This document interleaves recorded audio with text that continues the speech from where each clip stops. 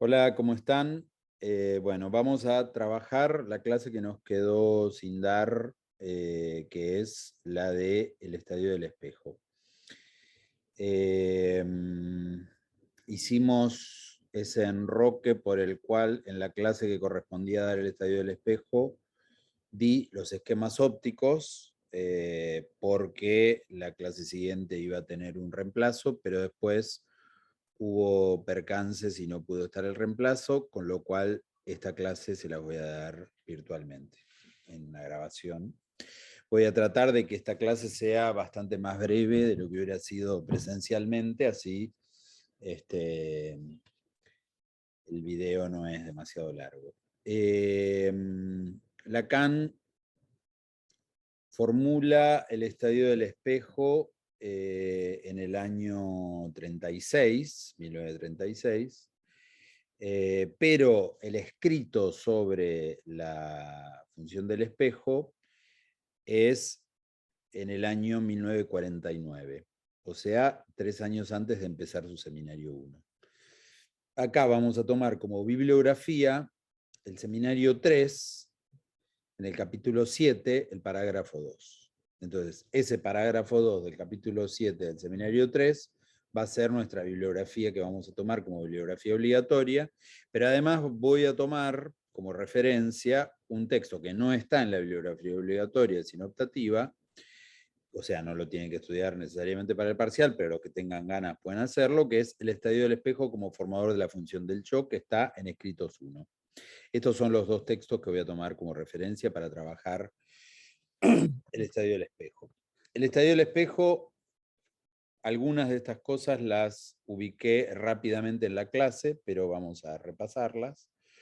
El estadio del espejo, Lacan lo toma de la observación de la psicología del niño, observaciones que habían sido hechas por psicólogos, o sea, no por psicoanalistas, por psicólogos de la Gestalt, que habían trabajado, que habían estudiado una fase del desarrollo de la inteligencia en el niño, que es una fase en la cual la inteligencia del niño está en comparación con la inteligencia del mono, del chimpancé. Después la inteligencia del niño crece y la del mono queda ahí. Y ese periodo de la inteligencia del niño había sido estudiado, que era entre los 6 y los 18 meses de vida del niño, o sea, entre el medio año y el año y medio. En ese tiempo es que el niño pasa por una fase en la cual reconoce su imagen en el espejo. A diferencia de otros animales que no reconocen su imagen en el espejo, el mono, chimpancé y el niño pueden reconocer su imagen en el espejo y pueden hacer, como se dice, monerías frente al espejo, en la medida en que se están reconociendo en su propia imagen. Esa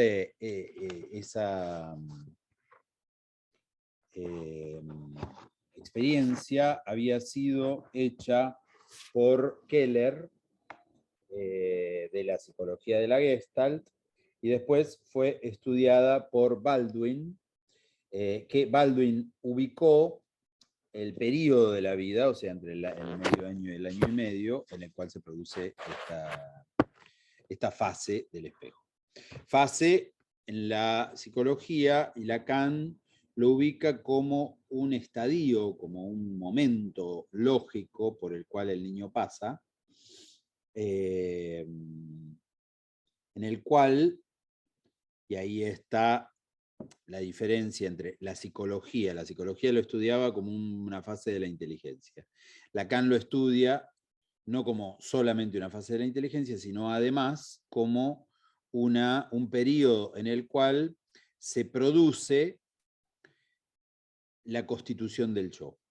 Freud, como vimos en la clase que trabajamos, Introducción del Narcisismo, había dejado en un estado de pregunta o de enigma la pregunta de cuál será el nuevo acto psíquico que se necesita para pasar del autoerotismo al narcisismo.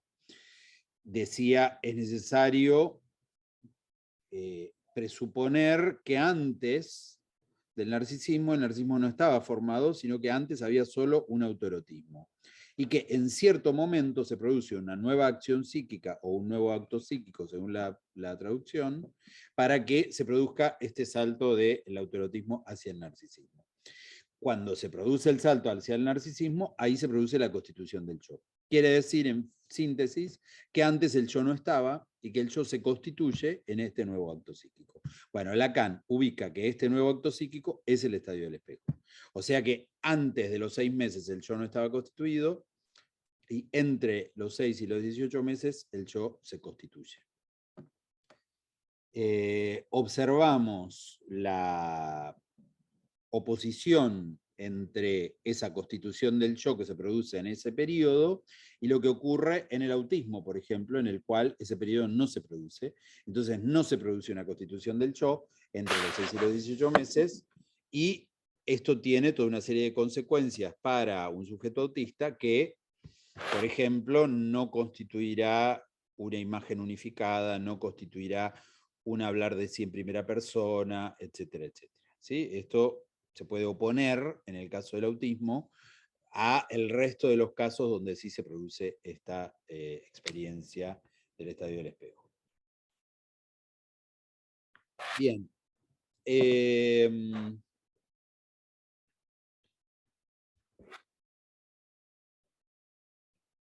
estadio del espejo, dice Lacan, se produce entonces a partir de la identificación del sujeto a una imagen externa. Esa imagen externa es su propia imagen en el espejo, pero en ese periodo del estadio del espejo se empieza a producir una identificación mucho más amplia, que es del yo o del sujeto con todos sus semejantes, con sus pares, con los que son iguales a él, es decir, con otros humanos. Otros humanos que pueden ser los adultos o que también pueden ser otros igual a él, hermanos, primos, amigos, etc. Con los cuales se identifica. Lo cual va a implicar la pregnancia que tiene para el sujeto la imagen humana, o sea, el sujeto empieza a partir de ahí a identificarse a humanos, con lo cual, esto también es una diferencia con el autista. Los que trataban a los primeros autistas, Melanie Klein, Meltzer y otros psicoanalistas que trataban a los primeros autistas, decían, es notoria la sensación de que yo soy en el análisis como un mueble más, me trata a mí como trataría cualquier otro objeto. Bueno, justamente el que pasa por el estadio del espejo tiene una pregnancia especial por la imagen de otro humano, porque se identifica con ese otro humano, a diferencia del autista que no se identifica, no constituyendo su yo. Entonces, otro sujeto se identifica con un humano y para él, para ese sujeto tendrá una importancia diferencial la imagen de un humano que la imagen de, no sé, este ventilador que está acá arriba. ¿Sí? No es lo mismo una cosa que la otra. Bueno, entonces en ese punto se produce esa diferenciación a partir de la pregnancia. La pregnancia quiere decir algo que se pega, que tiene mucha importancia, pero que se pega en el sentido de una imagen, la pregnancia que tiene la imagen del semejante y la imagen de sí mismo en el espejo. Lacan lo dice así en los escritos, página 100. Dice, basta para ello comprender el estadio del espejo como una identificación en el sentido pleno que el análisis da este término, a saber, la transformación producida en el sujeto cuando asume una imagen, cuya predestinación a este efecto de fase está suficientemente indicada por el uso en la teoría del término antiguo imago. O sea, se identifica con una imago, y esto es lo importante, produce una transformación en el sujeto. O sea, el sujeto ya no es el mismo después, antes o después de esa identificación. Y esta identificación, dice Lacan, es producida a partir de que el niño en el periodo anterior, o sea, en el periodo que Freud llamaba autoerótico, está en estado de prematuración biológica. O sea, es un estado en el cual el niño, Lacan plantea, esto lo toma de la biología, por la cual los humanos cuando nacen, nacen en un estado de prematuración, todavía no están conformados completamente. Nacen en un estado que los biólogos llaman de fetalización, o sea, nace, pero es como si todavía estuviera en un estado feto, en la medida en que no se ha producido la mielinización, que es la unión de todo el tejido neuronal, que se produce a nivel cerebral, que permite el dominio del cuerpo, que todavía no está producido para ese tiempo. O sea, cuando el niño nace a los 9 meses, todavía no está constituido suficientemente, y entonces va a necesitar unos meses más para dejar de ser un prematuro. O sea, el niño no nace, no necesariamente, algunos niños nacen prematuros a los 6, 7 meses. El niño no nace prematuro, pero nace en un estado de prematuración. Por más que nazca a los 9 meses, de todas maneras está en un estado de prematuración en la medida en que no se ha producido la mielinización y entonces el niño no tiene todavía un dominio de su cuerpo, ni tiene un dominio general. Entonces, justamente lo que produce el estadio del espejo es este efecto de una identificación que le permite una anticipación, donde el niño se anticipa a la imagen de dominio y de unidad y de completud que ve en la imagen del otro, en la imagen del semejante o en la imagen propia en el espejo. Entonces dice Lacan, también la página 100, el hecho de que su imagen especular sea asumida jubilosamente, o sea, alegremente, por el ser sumido todavía en la impotencia motriz y la dependencia de la lactancia, que es el hombrecito en este estadio infans, nos parecerá, por lo tanto, que manifiesta en una situación ejemplar la matriz simbólica en la que el yo se precipita en su forma primordial. ¿Sí?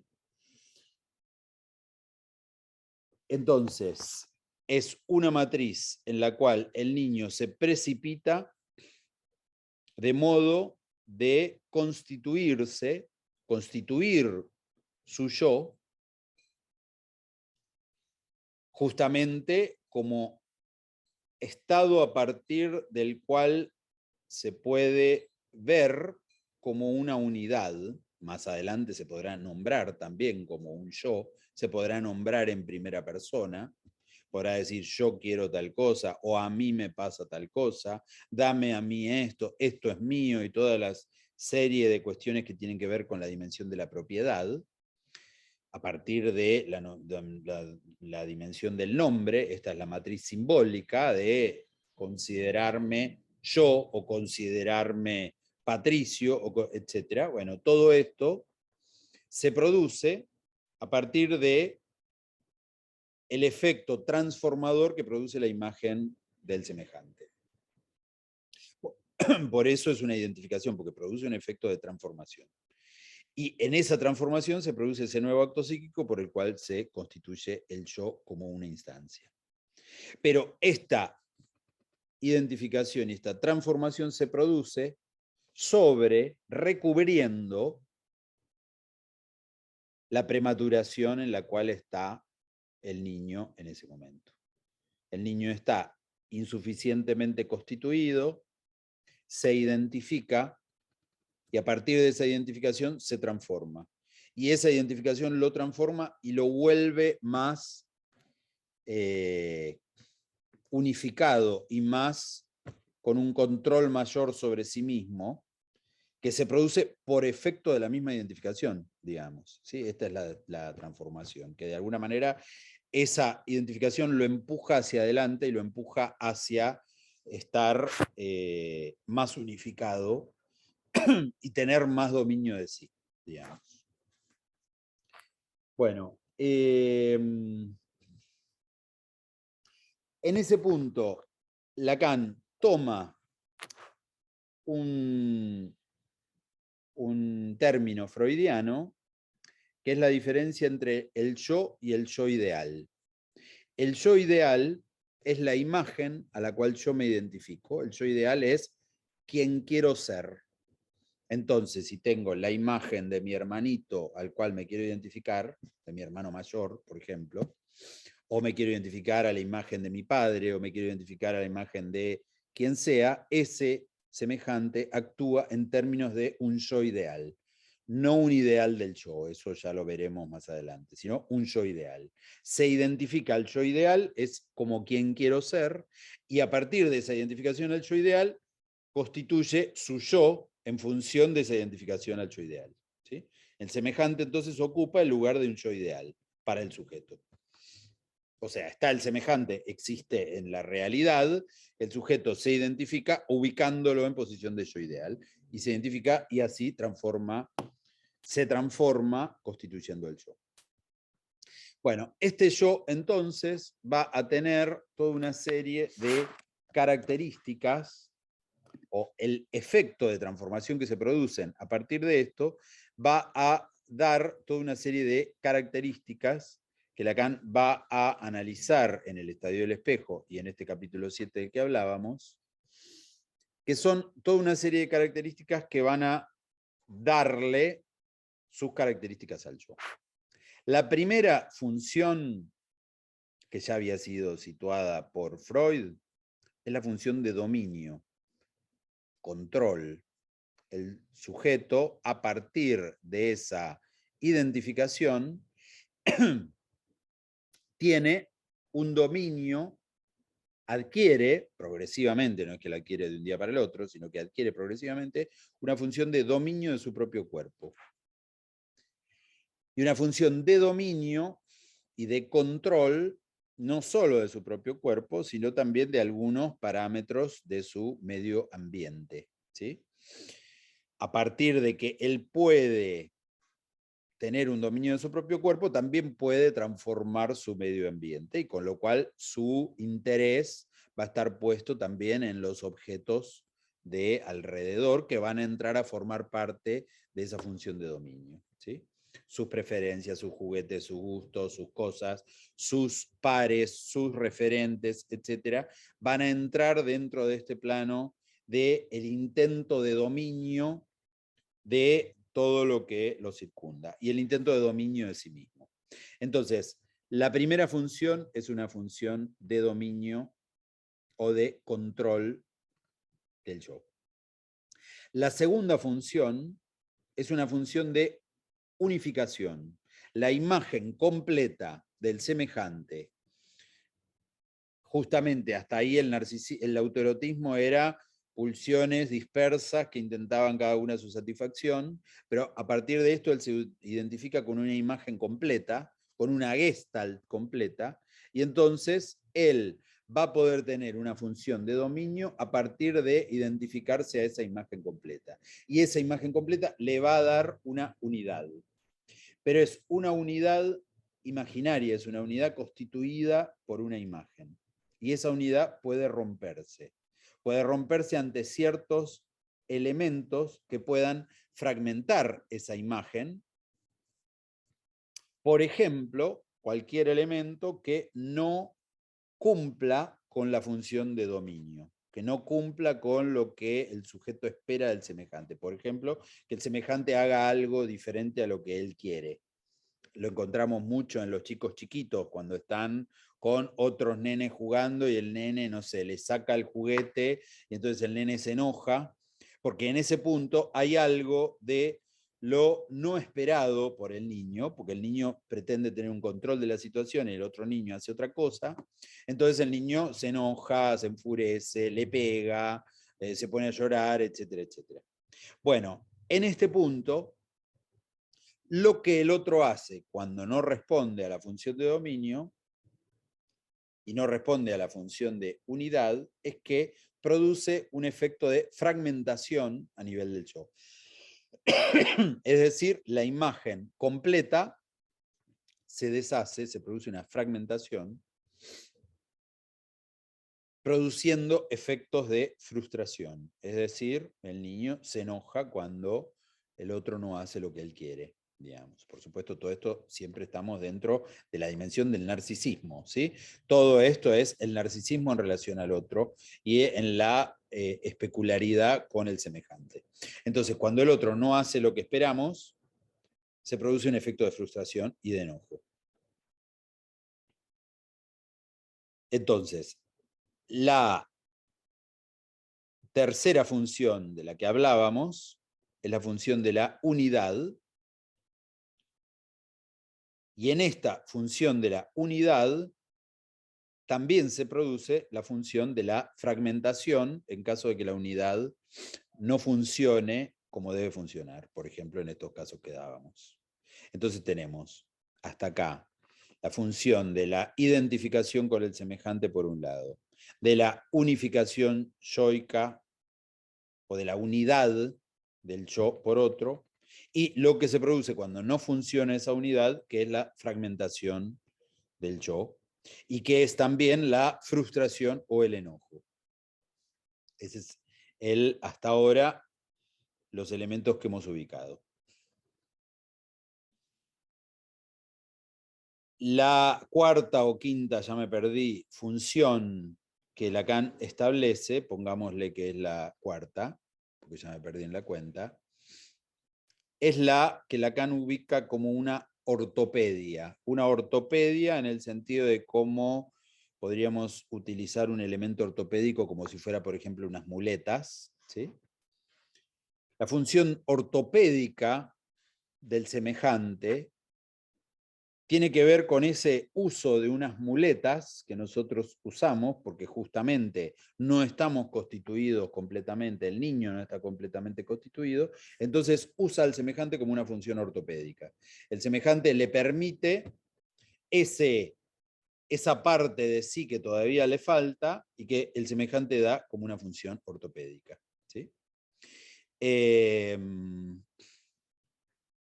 La quinta función a nivel del yo es la dimensión que está ligada a esta ortopedia, que es la dimensión ilusoria. El yo se completa en una unidad a partir de una identificación ilusoria con el semejante. O sea, el semejante es una imagen de una gestalt, de una completud, pero él no es el semejante.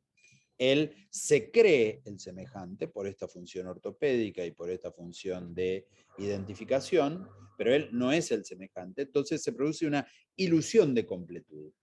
Y entonces el sujeto se unifica en una completud ilusoria, lo cual implica que en la dimensión imaginaria, en la dimensión de la completud imaginaria que el sujeto tiene en relación al otro, siempre hay una dimensión de ilusión. Y siempre a nivel del narcisismo estamos en el plano de la ilusión.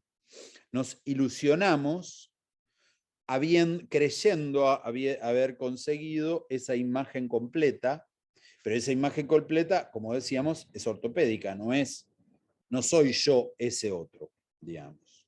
Y así pasamos a la sexta característica del narcisismo, que es esta indiferenciación entre el yo y el otro, donde Lacan toma a Borges, cuando Borges plantea que el yo es el otro, digamos. ¿Sí? Cuando Borges plantea yo es otro, es justamente ese punto donde el yo es construido a partir de una imagen del otro, y entonces en ese punto hay una indiferenciación entre el yo y el otro. Esta ilusión y esta ortopedia producen una indiferenciación. No sé si soy yo o no sé si es el otro.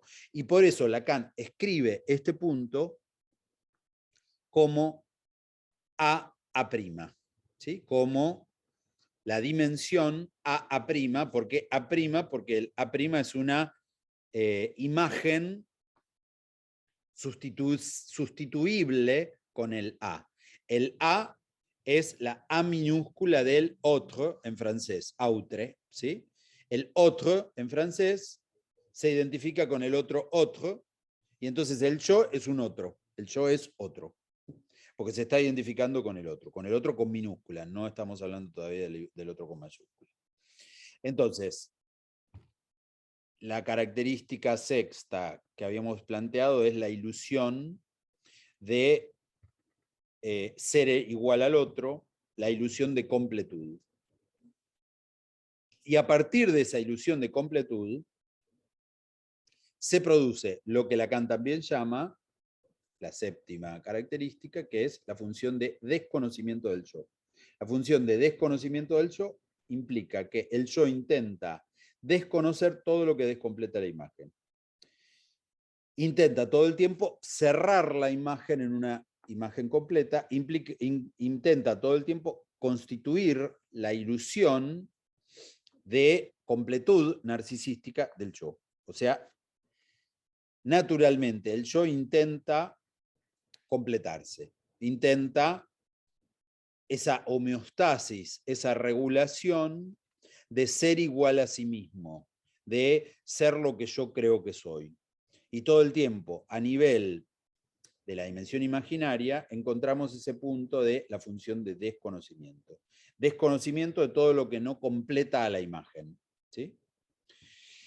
Y ahí se pone en juego, además, una octava característica, que es que esta función de desconocimiento implica lo que Freud ubica en la función del yo, que es la implementación de los mecanismos de defensa. O sea, el yo, en su implementación de mecanismos de defensa, la represión y todos los elementos a nivel de la diferencia entre lo consciente y lo inconsciente, el yo intenta desconocer todo aquello que pueda funcionar como una desunión del yo, como una fragmentación del yo, como cualquier cosa que no sea conciliable para el yo. ¿Recuerdan en los primeros textos de Freud, cuando él planteaba una representación inconciliable para el yo?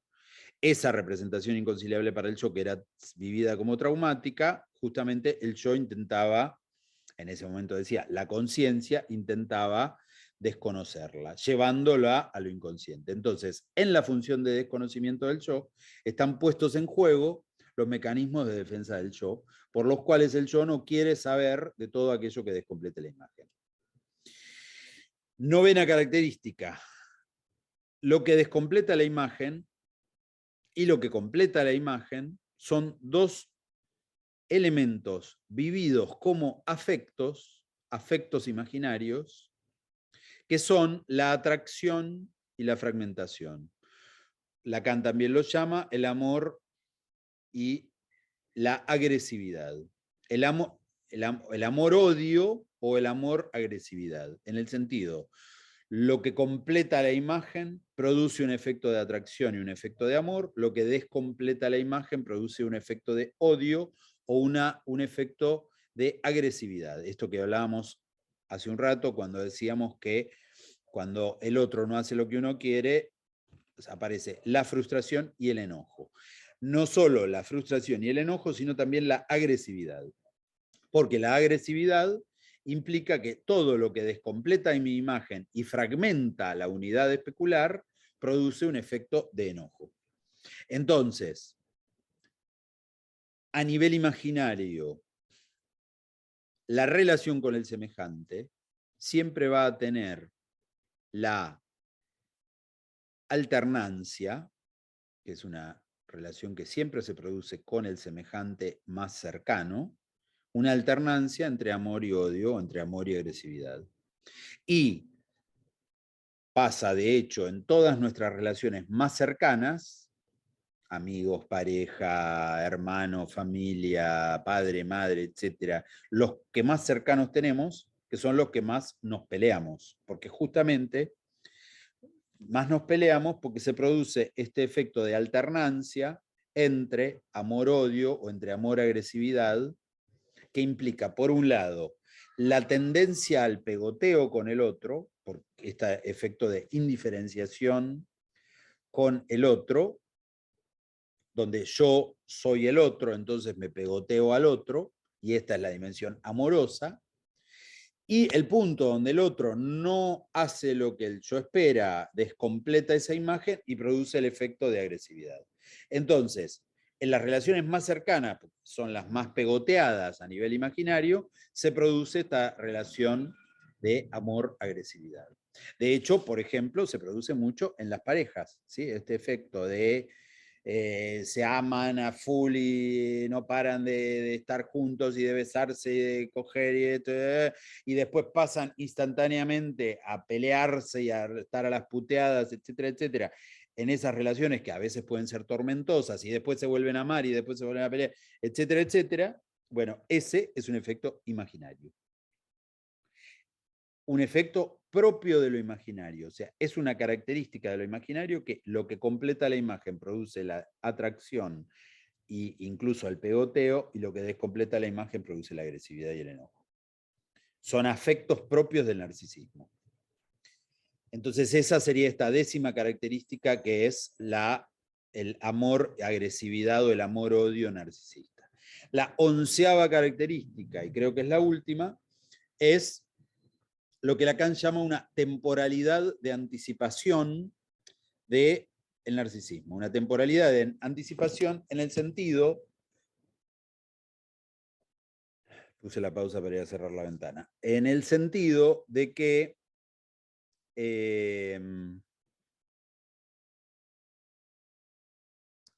cuando el yo se identifica a lo que quiere, al yo ideal, al que quiere ser, al semejante, se está anticipando a una unidad que no tiene. Entonces, esta unificación que produce esa ilusión de yo soy el otro y yo soy completo como yo quiero ser, está dada en una temporalidad de anticipación. O sea, siempre el yo se está anticipando a aquello que quiere ser. Se está anticipando a una ilusión. Y a nivel imaginario, todo el tiempo estamos en ese punto de ilusionarnos con algo, que es lo que vamos a hacer, y hacer planes y armar un futuro de voy a hacer esto y después voy a hacer lo otro y después voy a hacer lo otro, que tiene que ver con las ilusiones de la anticipación narcisista. Cuando uno produce esos planes, se complace narcisísticamente, se pone contento porque, bueno, nos vamos a ir de vacaciones a tal lugar. Y todo eso, todo ese plan implica una ilusión de completud. ¿Sí? Después por ahí me voy de vacaciones o no me voy de vacaciones, o me voy de vacaciones y la paso para el culo. No sé qué, llueve toda la semana, no sé qué puede pasar, digamos, pero el efecto de hacer ese plan a mí me deja tranquilo y produce un efecto de satisfacción narcisista en el punto donde en esa temporalidad de anticipación me complazco. Pero la temporalidad de anticipación está todo el tiempo ubicada en la dimensión narcisista. O sea, siempre el yo está en un tiempo de acercarse a los próximos pasos, o al próximo paso que está lejos. Siempre hay un efecto de anticipación. De voy a ser como quiero ser, voy a hacer eso que quiero ser, o voy a hacer la ilusión del semejante. Voy a cumplir con mi yo ideal. ¿Sí? O sea, en la relación entre el yo y el yo ideal hay siempre un efecto de anticipación. Bueno, con esto hemos ubicado estas 11 características que quería situar para hablar de la dimensión imaginaria propia del narcisismo. La 12ª característica, podríamos decir, es la que tiene que ver no solo con todas las características del yo, todas las que dijimos, la unidad, la unificación, la función de dominio, la función de desconocimiento, la ortopedia, la anticipación, la ilusión, etcétera, sino que tiene que ver esta función ya en el plano externo al yo, tiene que ver con todas las dimensiones de la significación, que es la característica de lo que Lacan sitúa en el plano de lo imaginario. Lo imaginario, por eso cuando les leí la cita hablaba de la imago, lo imaginario son imágenes, son representaciones, donde tiene mucha importancia la cuestión de lo visual, pero no solo, porque también están todos los sentidos, lo auditivo, lo olfativo, etc. Pero básicamente son imágenes que están en el plano de la significación. Todo lo imaginario, como hemos visto en la primera clase, se sitúa dentro del plano de la significación, el sentido, el significado, no del lado del significante, que sería simbólico, sino la significación. Bueno, esas significaciones son significaciones imaginarias. Entonces, toda vez que estamos en el plano de lo imaginario, estamos en el plano de la significación de lo representable y de las imágenes. ¿Sí? Están en el mismo punto las imágenes que la representación, que el significado, que la significación. Todo eso está en el mismo punto, que es la dimensión imaginaria. Bueno, dentro de la dimensión imaginaria, la función principal es la función del yo y la función del narcisismo.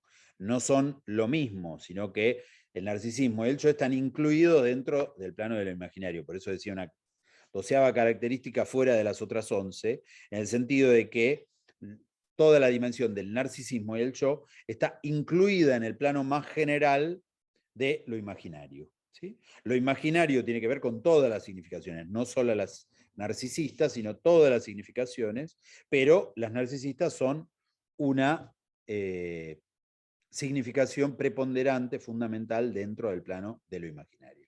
O sea, siempre va a haber mucha relación entre, cada vez que hablemos de lo imaginario, va a estar ligado al narcisismo, pero no siempre vamos a estar hablando, cuando hablemos de lo imaginario, del narcisismo, sino que hay muchas cosas del lado de la significación, cuando hablamos de, no sé, un significante, cualquier significante al modo Saussure, en relación a su significación, no necesariamente estaremos hablando de el narcisismo, estaremos hablando de cuál es la significación que tiene, no sé, la palabra árbol, va a tener una imagen del árbol. Bueno, esto no está dentro del plano del narcisismo, pero el narcisismo tiene una importancia mayor dentro del plano de lo imaginario. No sé si se entendió esa diferenciación. Bueno, muy bien. Hasta acá, en estos 40 minutos, hemos ubicado las características del estadio del espejo.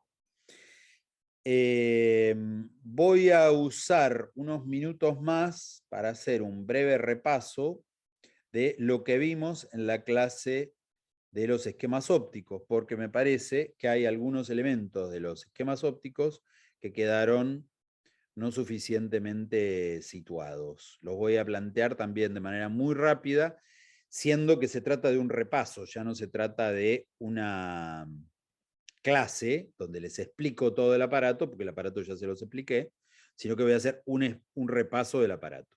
Hasta acá entonces concluimos con el estadio del espejo. Pero antes les leo la página 138 del seminario 1 para concluir. Esta imagen es funcionalmente esencial en el hombre, en tanto le brinda el complemento ortopédico de la insuficiencia nativa, del desconcierto o desacuerdo constitutivo vinculados a la prematuración del nacimiento. Bueno, ahí está el ortopédico, la prematuración, la imagen esencial en el hombre. Su unificación nunca será completa porque se hace precisamente por una vía alienante, bajo la forma de una imagen ajena que constituye una función psíquica original.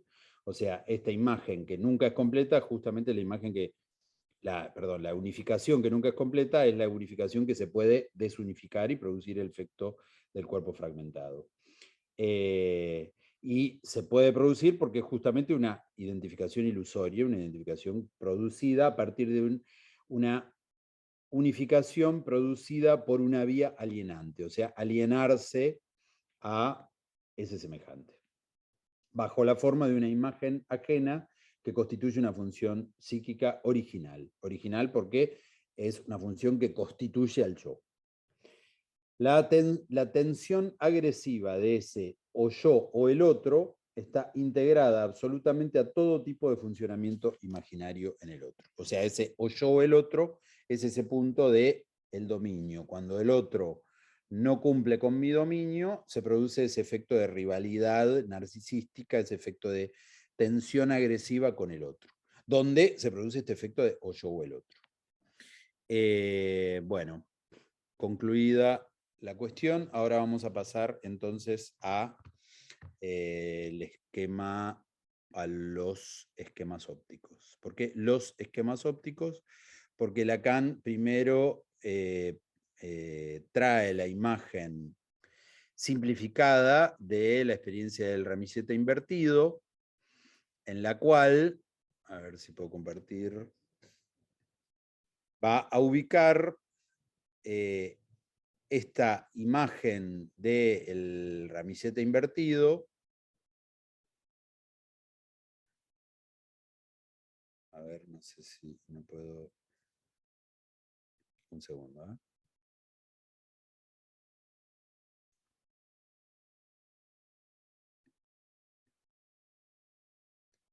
En la imagen del ramillete invertido, Lacan sitúa la dimensión de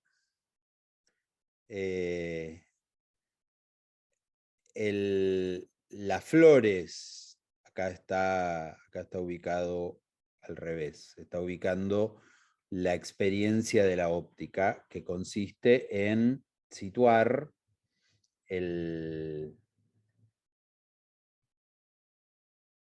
ramillete invertido, y Lacan lo va a dar vuelta y va a poner un florero invertido. Entonces, en esta imagen que hace el ojo, donde el ojo ve por efecto de la reflexión, lo que va a ver es, en este caso son las flores que están dadas vuelta, y las flores parece que salieran del florero.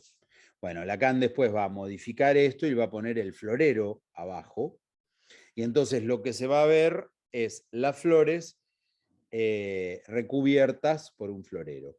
En ese florero, Lacan ubica el recubrimiento del narcisismo, y las flores serían el autoerotismo. O sea, el autoerotismo de las flores o las pulsiones luego van a ser recubiertas por lo imaginario, por el yo. Y ahí está el pasaje del autoerotismo, que serían las flores, al narcisismo. Ahí está solamente ese nuevo acto psíquico. El ojo lo que ve es la imagen completa de las flores recubriendo el florero. ¿Sí? Bueno, hasta acá. Bueno, y ahora voy a...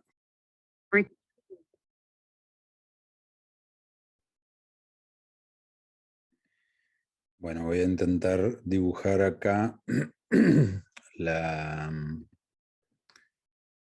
el esquema óptico. Tenemos acá el espejo cóncavo, acá tenemos el ojo que está ubicado como el sujeto barrado, que ve, perdón, lo mal que dibujo, pero bueno, que ve aquello que se proyecta en la imagen del espejo plano. El espejo plano está construido, justamente Lacan ubica el segundo esquema óptico. El primer esquema era la forma de la experiencia del ramillete invertido.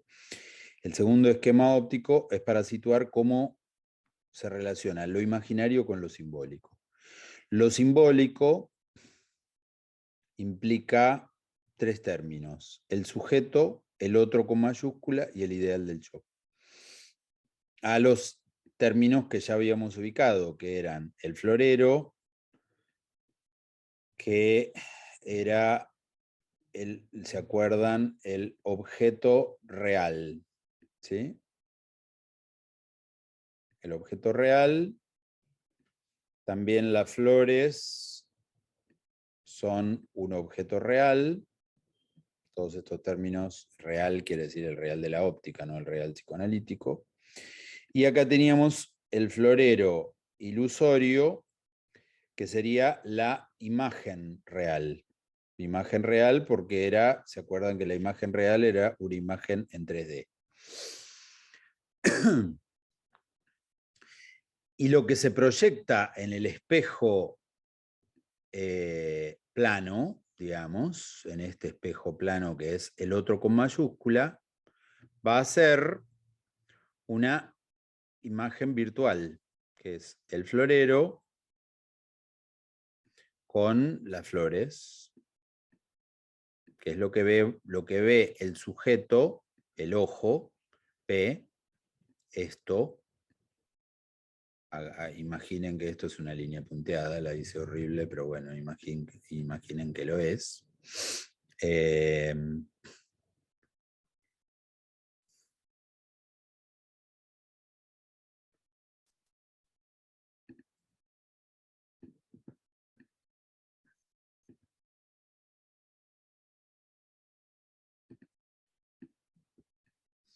Entonces ve, oh, fuck. Esperen que todavía no sé manejar este aparato. Ve las flores y el espejo y ve entonces una imagen virtual. Entonces acá vamos a tener que ese florero es el yo, que las flores son las pulsiones del autoerotismo.